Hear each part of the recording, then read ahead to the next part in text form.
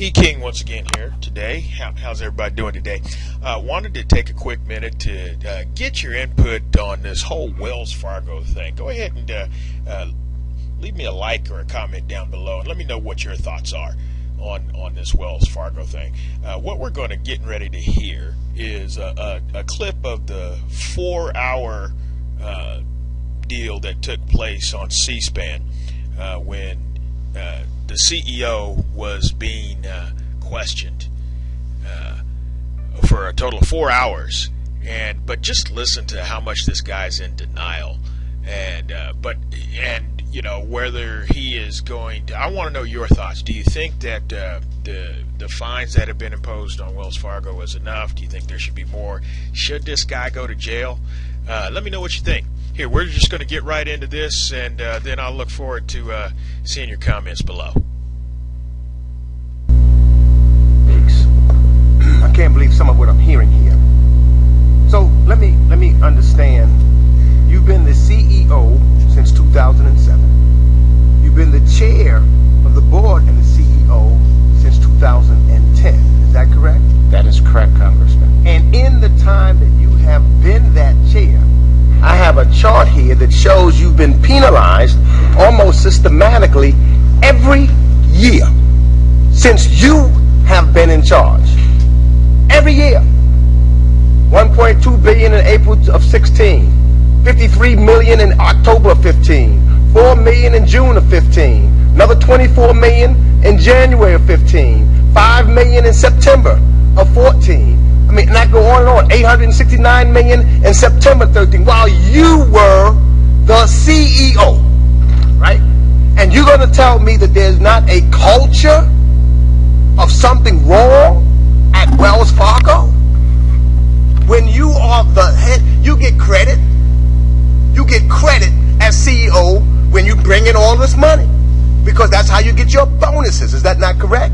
You get a bonus from your board because X amount of dollars come in. But yet, are you telling me that you don't have the responsibility of losing your position when you have a culture of being fined and costing the bank year after year, month after month? There's no responsibility. You can just stay to be the chairman and the CEO? Is that what you want us to believe? Congressman, that is not the case. I serve at the pleasure of the board. I'm willing, I've told you. Then the whole board needs to go if they're going to allow someone to be in charge when time after time. You just talked about you fired 5,300 employees. When you found out that they were doing something wrong, they were fired. Because they were doing something wrong. Well, something is going wrong at this bank, and you are the head of it. So shouldn't the board then turn, from your own admission, if the buck stops with you, as you came out here and said, I apologize, the buck stopped with me, and you have to also admit that criminal activity was going on in your bank, then you should be fired because it stops with you. Well, again, Congressman, the board has that power. That's their, and my energy right now is to lead this company forward. I also want to remind. So you came here and you started out by saying, I apologize, etc. If somebody walked into Wells Fargo tomorrow and robbed your bank or defrauded your bank, and then after they're caught, they'll say, well, I'm sorry.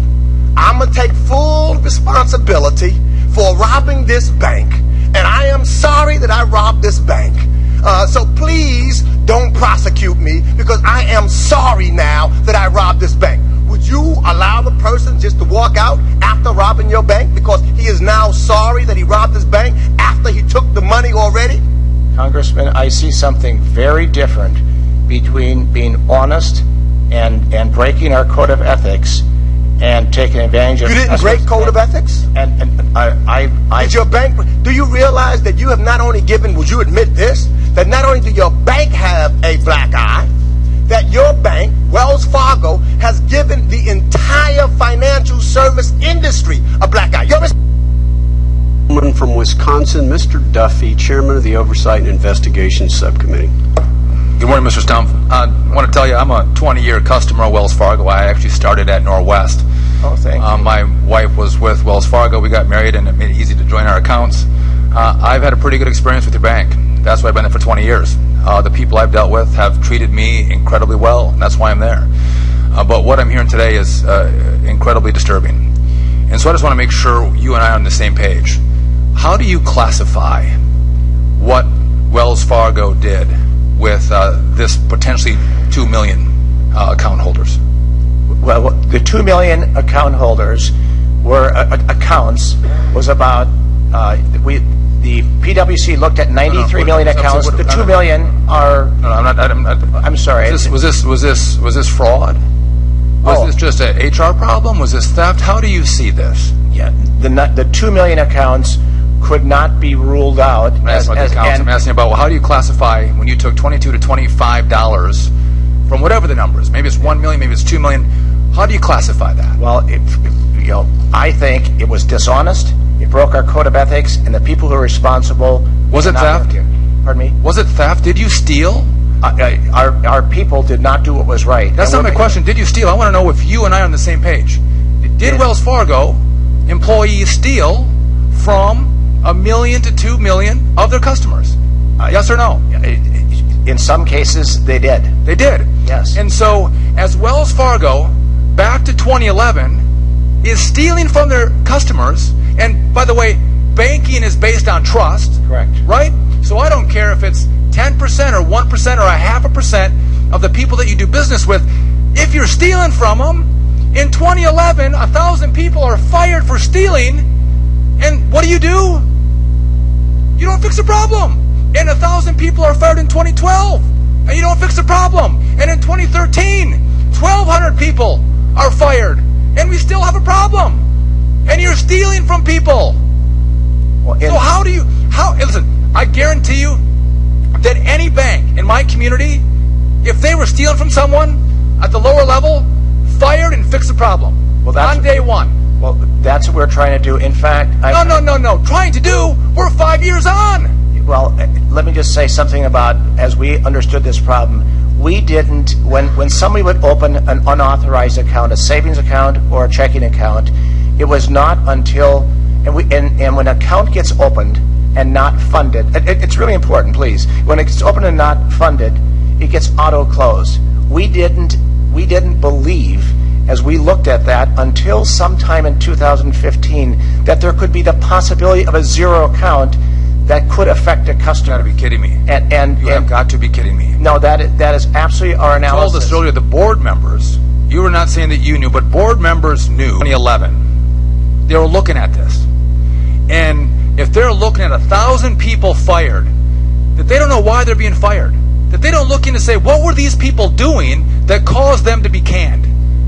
And they just pull the curtain back a little bit and they go, man, whether you want to call it defrauding our customers or stealing from our customers, Wells Fargo has a big problem. So that you tell me that it took 1 year, 2 year, 3 year to 2015, I don't buy it. What I think is Wells Fargo was making a lot of money off what you were doing. And I think that you were hoping that you wouldn't get caught. And so it's a risk of doing business. You know what? We're willing to fire a few people so I can come in here and go, weren't we great? We fired a couple of people. We were trying to make it right. But we kept the practice in play because we were making big profits. Did you win the practice? Is this over? We're Chair now recognizes the gentleman from Massachusetts, Mr. Capuano. Thank you, Mr. Chairman. Thank you, Mr. Stumpf. I want to thank you. Be sure and listen to this guy. He's getting ready to tear him up. And a lot of what he's saying is good. I just, again, want to know your thoughts on this. Go ahead and give me a like about this video. Is it on point? And comment down below. Do you agree with the fines that have been imposed on Wells Fargo? Do you think that it's going to change as far as the way banking is done and the way their incentivism is done in Wells Fargo? Or do you think it's just going to be more business as usual? Give me a comment below. Let me know what you think. Okay, we're going to continue on and I'm going to let you listen to this next guy talk to Mr. Stumpf, and we'll see how he tears him up here. Let's listen. Particularly for doing something here today that no other person has been able to do in the last 4 years. You have brought true bipartisanship to Congress. We're all together on this. We are not happy last couple, they already started, but the last few minutes, they've been running a graphic in the back, and my colleague had went through some of them. But I think it's important to know what some of the other things you have done, what they were. They weren't just fines. You screwed student loan holders, credit unions, Fannie Mae, Freddie Mac, mortgage holders, African Americans, Hispanics, healthcare workers, on and on and on. And by the way, I understand this isn't material. Just 5 months ago, you paid $1.2 billion in a fine. This is only 15% of that. Who cares? We'll pretend to be sorry, we'll fire some workers, and we'll get through this. You know where I heard that before? The guys who ran Enron. The guys who ran Arthur Anderson. Not the same thing. We're not your problem. We can't criminally prosecute you. You can keep... Hell, you're your own boss. You are the CEO and the chairman. Hold yourself to accountability. Oh my God, you've been bad. Oh no, you haven't. That's ridiculous. Your problem is coming. It's not today. You think today's stuff? It's coming. When the prosecutors get a hold of you, you're going to have a lot of fun. So I want to thank you for that. I want to ask you, you got the graphic up here. Do you know this guy? See, I'm not a real good researcher. I'm not a prosecutor. This is simple internet research. That's all I'm capable of doing. Google it. Wells Fargo. Boom. Whole bunch of stuff. Now, I'm going to pause a minute because this is not live video, it's only audio. But what he's doing here, and you could probably find this somewhere on C-SPAN, although, as I said before, I am kind of director's cutting this, and we're just talking on key points because the whole thing is 4 hours, so I'm crushing 4 hours into however, I'm condensing it down to however much time it's going to take to get this video across and get the point across. But this congressman is holding up a police report of a guy that actually robbed a Wells Fargo bank in his district, and he's going to rattle off his name and some numbers, and but more importantly, and the reason why I want to make this point is because he is going to drive the point home. He, being the congressman, is going to drive the point home about this picture of this guy who robbed a Wells Fargo's bank. And understand again, this is while Stumpf is on Congress, trying to explain his actions and justify the actions of Wells Fargo itself. Personally, I just see them in a whole lot of denial. I am currently going through an experience with Wells Fargo, so I really can't comment too much on it. But I can tell you, it's not at all a good experience. So let's continue on here. Shoves up. This is Mr. Robert Holmes, who apparently robbed your bank in Lancaster, Pennsylvania. He did not use a weapon. He got caught. They got all the money back. He's in jail as we speak on a $750,000 bail. You, on the other hand, have run an enterprise that has a culture of corruption. You encourage subordinates to abuse existing customers by opening fake bank accounts. You charge those victims illegal fees, interest, and late charges. And then you send some of them to collection agencies because they didn't pay them. Then you fired 5,300 workers as if you care to cover everybody's tracks. In my opinion, you and your entire leadership team are clearly and unequivocally guilty of at least conspiracy to commit fraud, conspiracy to commit identity theft, clearly racketeering, which is something a lot of my friends know something about, and probably a dozen other crimes. Only simple question. What the heck's the difference? Why shouldn't you be in jail? He didn't use a gun. You got the money back. I understand that his arraignment, he said he was sorry. What's the difference? Why shouldn't you be in jail right along with Mr. Holmes? Congressman, I think that when you do something unethical or dishonest, which I've tried to exercise my duties as leader and our senior leadership You haven't team. done since he had. You think he should be let out and have no criminal record? Again, being dishonest and breaking. you don't know what Time of the you're gentleman has expired. Wells Fargo Chairman and CEO John Stumpf. That's just part of nearly 4 hours of testimony today before the House Financial Services Committee on the what may be up to 2 million accounts that were either fictionalized or unauthorized with personal information, and for which Wells Fargo has been the recipient of levies of fines up to $185 million, most of that to the Consumer Financial Protection Bureau. Here's all the Okay, so I'm going to have to wrap this up for us here real quick. One of the other things that I found disturbing when I wasted 4 years of my life watching this C-SPAN about the hearing here on Wells Fargo's practices.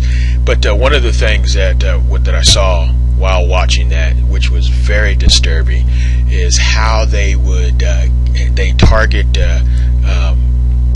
minorities and certain geographical areas to give subprime loans to, and in fact within the inner ranks of Wells Fargo they identified these loans as ghetto loans. And if you get a chance, go online. I believe it was the South Carolina representative Mick Mulvaney that really brought some light to that topic. Very disturbing, and frankly, I will be amazed and surprised of individuals that just continue on business as usual and don't immediately decide to go to Wells Fargo, withdraw all of their money, cancel all of their credit cards, transfer their mortgages it's almost like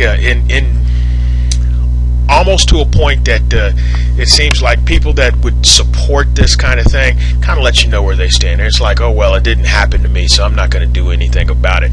And to keep your money and to keep doing business with somebody that allows this kind of business practice, not only the firing of 5,300 employees while all the key personnel get hundreds of billions in bonuses, but to then target certain people and title their loans ghetto loans.